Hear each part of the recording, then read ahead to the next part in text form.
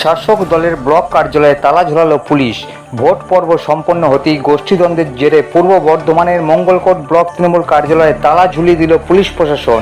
অভিযোগ, বিধায়ক ঘনিষ্ঠ তৃণমূল নেতা তথা মঙ্গলকোট পঞ্চায়েতের উপপ্রধান রহিম মল্লিকের নেতৃত্বে এদিন শুক্রবার সকালে একদল তৃণমূল কর্মী সমর্থক মঙ্গলকোট ব্লক তৃণমূল কার্যালয়ে ঢুকে পূর্ব বর্ধমান জেলা তৃণমূল কংগ্রেসের সাধারণ সম্পাদক শান্ত সরকারের অনুগামীদের মারধর করে, পার্টি অফিস থেকে বের করে দেয় এবং পার্টি অফিস দখল করার চেষ্টা করে। ক্রমশ পরিস্থিতি উত্তপ্ত হয়ে ওঠে। ঘটনাস্থলে পৌঁছায় মঙ্গলকোট বিশাল পুলিশ বাহিনী এবং কেন্দ্রীয় বাহিনীর জওয়ানেরা এবং পার্টি অফিসে তালা লাগিয়ে দেয় পুলিশ প্রশাসন। ৪ জুন নির্বাচনের ফলাফল ঘোষণা হওয়ার পরই এই পার্টি অফিস খোলা নিয়ে সিদ্ধান্ত নেবে বলে জানা গিয়েছে। শোনাবো তৃণমূল কংগ্রেসের সাধারণ সম্পাদক শান্ত সরকার ঠিক কী অভিযোগ করছেন।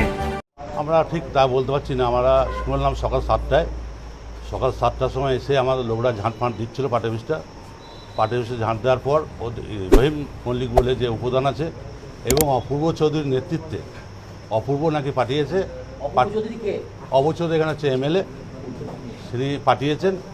পাঠানোর পর পার্টি অফিস দখল করে বলে আমরা দখল করে নিয়েছি এবং আমাদের ছেলেদেরকে দুধসাপ্পর মারে তাকে বার করে দেয়।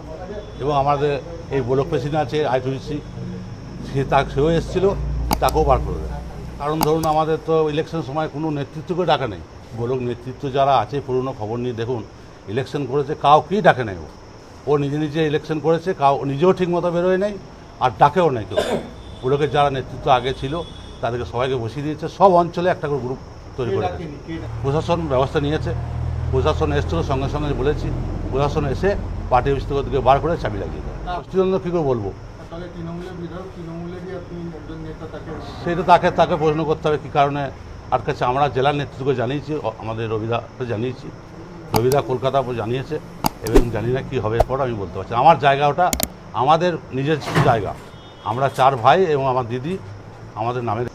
তৃণমূল কংগ্রেসের সাধারণ সম্পাদক শান্ত সরকারের অভিযোগের পাল্টা কি বললেন বিধায়ক অপূর্ব চৌধুরী, শুনুন।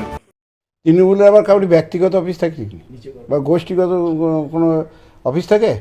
এই যে বলছে সে পুরো মিথ্যা কথা বলছে। তৃণমূলের পার্টি অফিস তৃণমূলের সবাই যাবে। রহিম যদি উপপ্রধান, আমার পঞ্চায়েত প্রধান, যারা গিয়েছে সব পঞ্চায়েত সদস্য, সমিতির সদস্য, তারা তৃণমূলের পার্টি অফিস যাবে না? তারা তৃণমূলের পার্টি অফিস গিয়েছে। আর পুলিশ বুঝেছে হয়তো এদের মধ্যে কোনো অশান্তি হতে পারে, তাই প্রশাসন তালা মেরে দিয়েছে। প্রশাসন তো এমন কিছু যদি একটা অঘটন ঘটে যায় তার দায় কে নেবে? কেন্দ্রীয় বাহিনী পাহারা দিতে, সেটা হয়তো পুলিশ করেছে, সেটা জানা যাবে। আমি তো এখন জানি না কি হয়েছে। আমি জানেন উনিও তো এককালে উপপ্রধান ছিলেন। উপপ্রধানের আজকে নয় সম্পাদক হয়ে গেছে, উনি তো উপপ্রধান ছিলেন। উনি সম্পাদক আছেন আর গিয়েছেন, যে গিয়েছে তারা প্রধান উপপ্রধানরা গিয়েছে। তারা দল তাদেরকে সিম্বল দিয়েছে, জিতেছে, প্রধান করেছে, তবে তো তারা প্রধান হয়েছে। বলতে পারেন কি আমার নিজস্ব সম্পত্তি? তাহলে দিয়েছেন কেন? তিনি মমতা ব্যানার্জিকে বলে দিন যে আমার জায়গায় পার্টি অফিস করা হবে না, আমি ওখানে অন্য কিছু করব, ব্যবসা করব, নিয়ে নেবেন পার্টি অফিস।